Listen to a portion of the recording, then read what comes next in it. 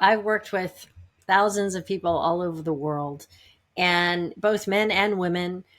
And typically, the ideal clients that show up that find me are in the 40 to 60-year-old range, that they've already established their business, their career in some way, shape, or form, whether that's a coach or a consultant or a business owner or an executive.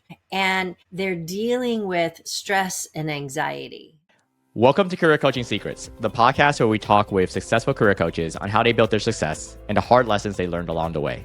My name is Davis Nguyen, and I'm the founder of Purple Circle, where we help career coaches scale their business to $100,000 years, $100,000 months, and even $100,000 weeks.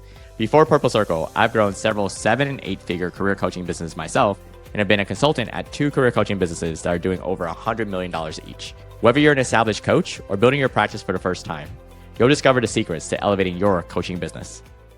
Hey everyone, welcome to another episode of Career Coaching Secrets podcast. I'm your host Rexhen, and today's guest is Michele Molitor, an executive coach, clinical hypnotherapist, keynote speaker, and award-winning co-author of I Am Perfectly Flawsome, How Embracing Imperfection Makes Us Better. As the founder of Nectar Consulting, Michele helps high-achieving leaders and teams overcome imposter syndrome, anxiety, and perfectionism so they can lead with calm confidence. Her signature Rapid Rewiring program blends neuroscience-based coaching with hypnotherapy to shift long-held patterns in as little as 90 days. She also equips organizations with communicating with dignity to build cultures of acceptance, belonging, and connection, and hosts the weekly Mindful Minute Mondays meditation for nervous system reset. And it's a pleasure for me to have her on the podcast today. Welcome to the show, Michele. Thank you so much, Rexhen, for having me. I'm happy to be here. It's a pleasure for us to have you on. And I wanted to talk to you about the beginnings of your coaching business. So first of all, what inspired you to become a coach and then start your own coaching business?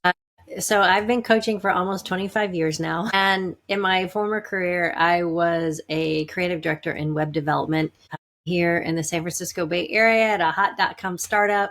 It was supposed to IPO the week I started, and yet the market crashed that week instead. Big letdown. But we kept toiling on, and ultimately I got bullied out of my position by 2 folks that I had hired. So it was pretty devastating at the time. It crushed my confidence and my sense of value and worth, and like, who am I and what am I doing now?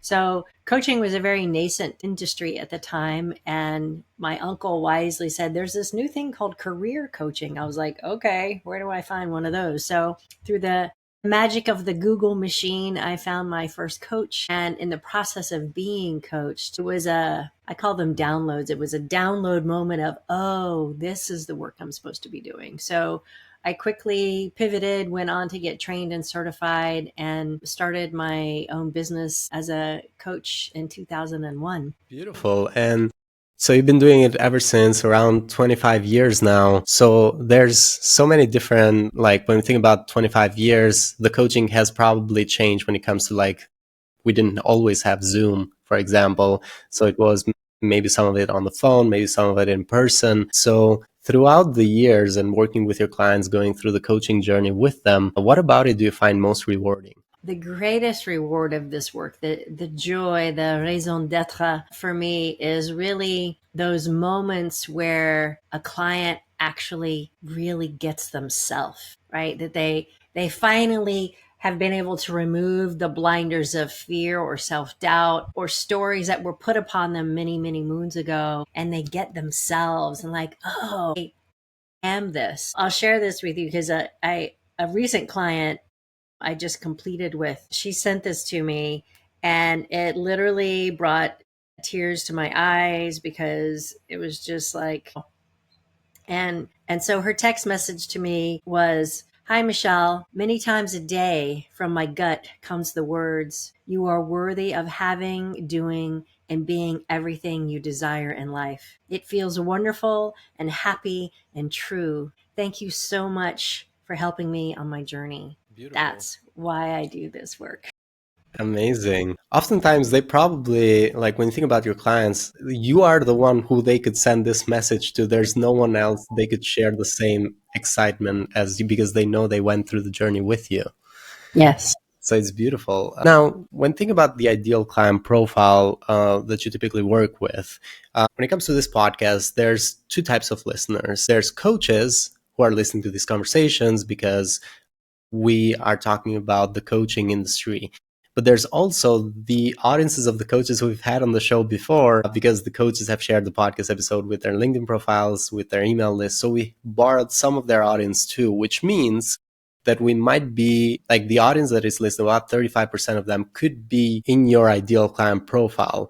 So to help them understand if they fit or not, how would you specify your ideal client profile? Is there a certain demographic, industry, psychographic, or some common goals or other commonalities that you're seeing?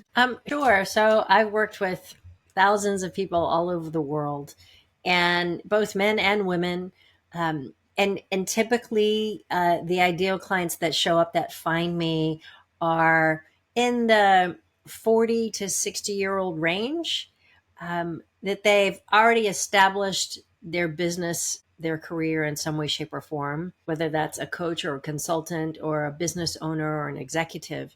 And they're dealing with stress and anxiety. They might be on the verge of burnout. How do I do what I'm doing differently, because something has to change. I can't keep doing it the way I've always done it, but I don't know what I need to do differently. And so they're caught in habits of thought and habits of behavior that are no longer serving them, Mm-hmm. but they don't know what to do differently. And so when they come to me, they're often dealing with high anxiety, maybe not sleeping well, really poor eating habits, workaholism, and they don't know how to get off the hamster wheel, right? To change not only their mindset, but also their well-being, their physical well-being, because the stress, the anxiety can often lead to migraines or chronic IBS, or even things like psoriasis and other physical manifestations. So through our work together, we're able to get at the root causes of what's causing the drive. Oh, I have to get it perfect. I have to keep going. I have to keep striving, which oftentimes are conversations that they learned many years ago at different points earlier in their lifetimes, right? Mm-hmm. Or it might even be conversations that were handed down from their grandparents or their parents to them that have left this indelible mark on their nervous system. So the work is really about identifying those root causes and then shifting, rewiring not only their thought patterns, but then helping them reset their nervous system so that they can find that greater calm and confidence as they move through the world. Absolutely. So, I work with individuals and with groups. My individual programs are typically 6 to 12 months long, and it's a combination of both coaching and hypnotherapy. So typically on a weekly cadence, we'll start with a deeper dive initial conversation of help me understand who you are and what brought you to my door.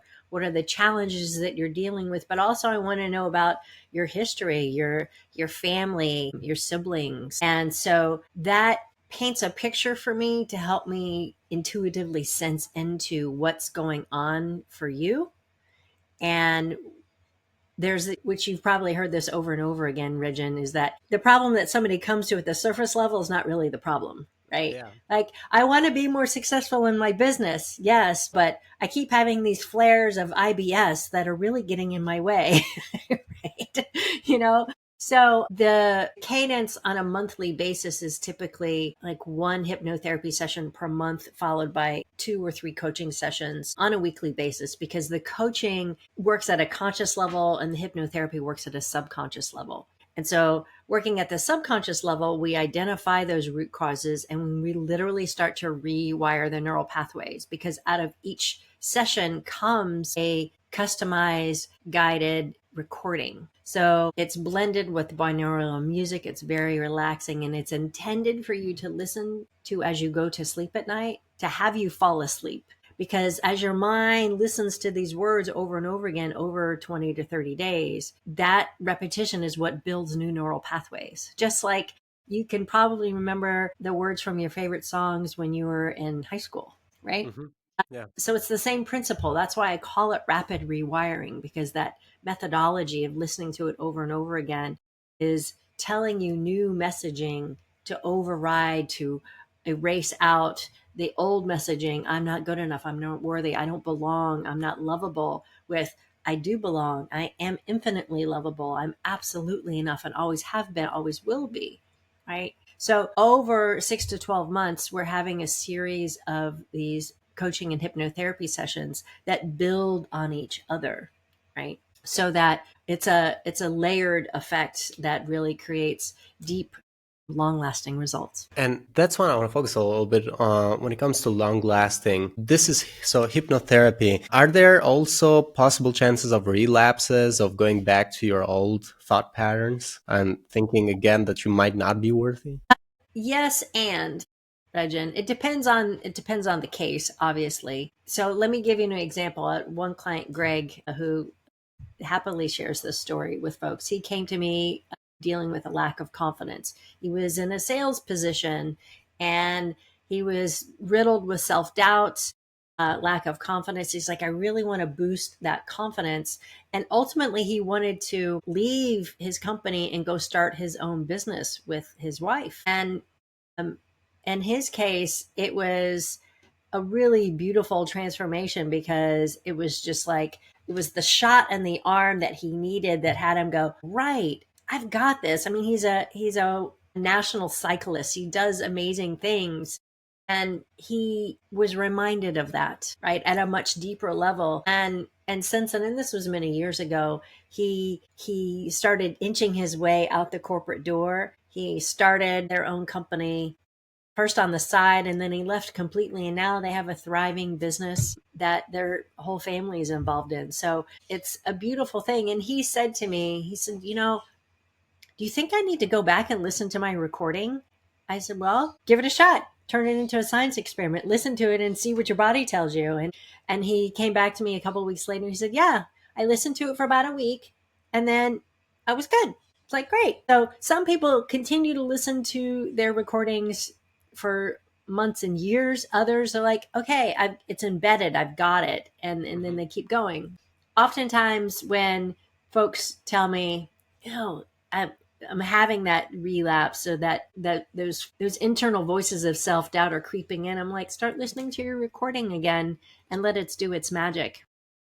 Beautiful. And this is a question that mostly all the coaches are going to find interesting as well, is when it comes to you finding your clients, is there a certain marketing channel that you find that works very well for you? Tried all the things over the years. I'm a writer. I've been on over 200 podcast interviews. I've written, I Am Perfectly Flawsome is my fourth book that I've co-authored, actually. This one was with Tom Collins. I write articles. I post on social media. I've done all the things. And ultimately, what I found to be most effective is actually good old fashioned networking, right?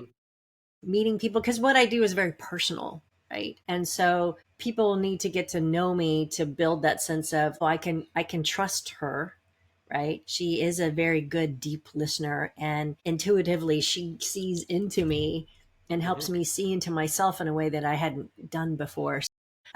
So yeah, I've had clients come to me in a variety of different ways, from through Google, through Facebook, through Instagram, through writing my book. But ultimately, the best clients I've had have come from referrals of former clients and colleagues. Cool. And it makes sense to me. And I was actually going to say at the beginning, I believe that potentially most likely the channel is going to work best for you is actually the referral network of the people that have seen amazing results and basically refer someone else to you. Now, when looking at the future of your coaching business for the next 1 to 3 years, do you have specific business goals that you're working towards? Yes, actually.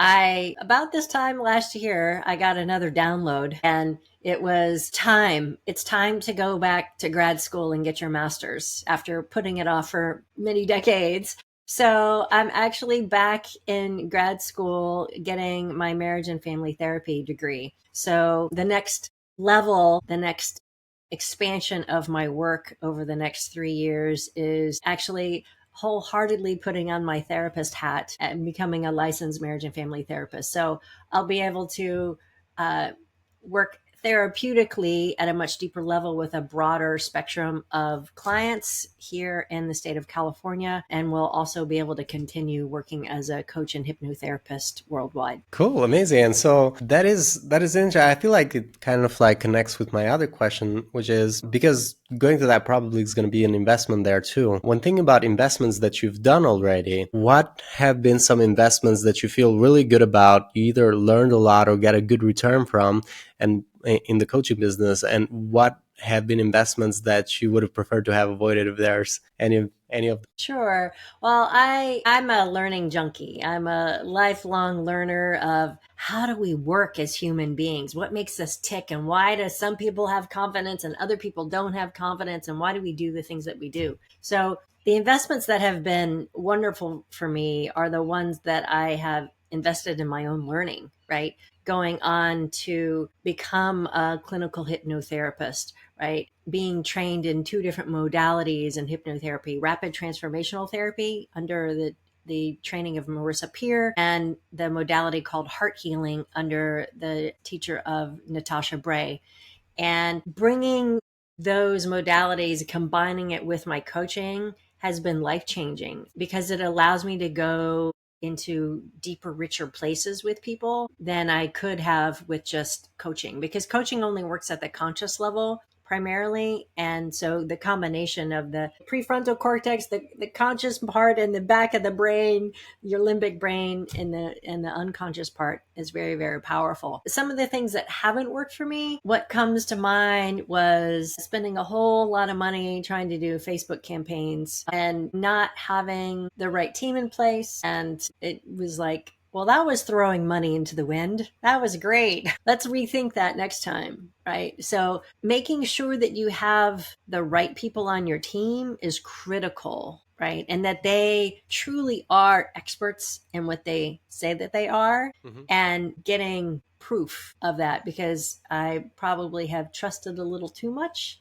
in the past and have been bitten more than once. So lesson learned. Cool. Yeah, there's always a lesson there. And so right now with your coaching business, and think about your goal as well, and coaching and when I think about hypnotherapy, I wanna understand that a little bit better. Is that something that has to be done in person or could be also done on Zoom? Just could be a I big question, but No, it's a very legitimate question.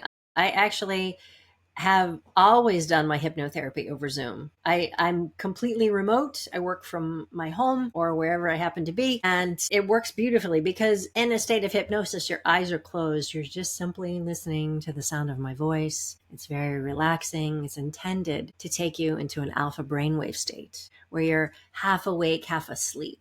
So your body is very, very relaxed, but yet you're able to hear me. You're able to answer my questions. You're able to tune into the ideas, the images, the sensations, the feelings that all bubble up to the surface, not to relive past events, but just to notice them as if you were looking at it on a second monitor, like, yeah, that happened to me when I was 6. Isn't that interesting? But where I am now, I'm safe. I am worthy. I am deserving. I am lovable. And resetting that messaging so that you can reset your nervous system. So it works brilliantly over Zoom. Always has. interesting. So that is good to know. And one thing about the coaching business together with the hypnotherapy, what are some challenges that you're facing right now that you're trying to solve for next? Is there any challenge that you're trying to solve for? Honestly, right now, it's just solving for time Hmm. because I'm going to grad school full time while running my business full time. So there's a lot of things to read and I have 3 papers due this weekend. And so, yeah, it's just making sure that I'm managing my time and my energy effectively. So, for example, the first half of this year, I probably did 25 different talks and keynotes. And the second half, I had to have a little talk with myself. I'm like, self, that was too much. And so, in order to walk my talk and not burn myself out, I had to like dial way down on the talks and things that I'm giving. So this is one of just a handful of talks that I'm doing the second half of this year, just to maintain my own sanity and make sure that I have the energy to apply to all the things that I am doing. That makes a lot of sense. And I feel like you're probably gonna be adjusting very well, even though you keep doing this full time. The beauty of like being a coach, I feel, and I'm not sure about hypnotherapy because you're the first one that I've interviewed, but coaching is, I feel like many coaches have found it to be one of the best things that they've done compared to whatever they've done before that. So when you had your full-time job, comparing it to this, how do you compare them? I've essentially made myself unemployable by others because I've worked for myself for so long now, right? Thought of getting a job within another organization kind of makes my whole body cringe a little bit.